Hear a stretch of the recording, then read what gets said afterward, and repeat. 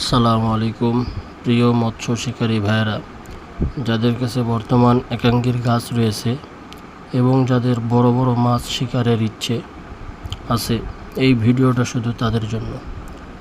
তো আজকে আমি আপনাদের দেখাবো কিভাবে একাঙ্গীর ফুলের স্প্রে তৈরি করবেন। আপনার একাঙ্গীর গাছ থেকে ফুল সংগ্রহ করে নিতে হবে যাতে ভিজা না থাকে। এরপর নারকেল তেল অথবা অলিভ অয়েল তেল নিতে হবে। ফুলগুলো তেলের মধ্যে দিয়ে ভালো করে ঝাঁকি দিয়ে নিতে হবে এবং 7 থেকে 10 দিন রোদে দিতে হবে, অথবা হালকা আঁচে ভেজে নিলেও হবে।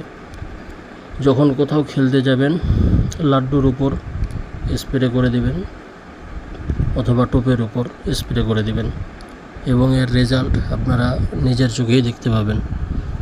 ধন্যবাদ সকল মৎস্য শিকারী ভাইদের। আসসালামু আলাইকুম।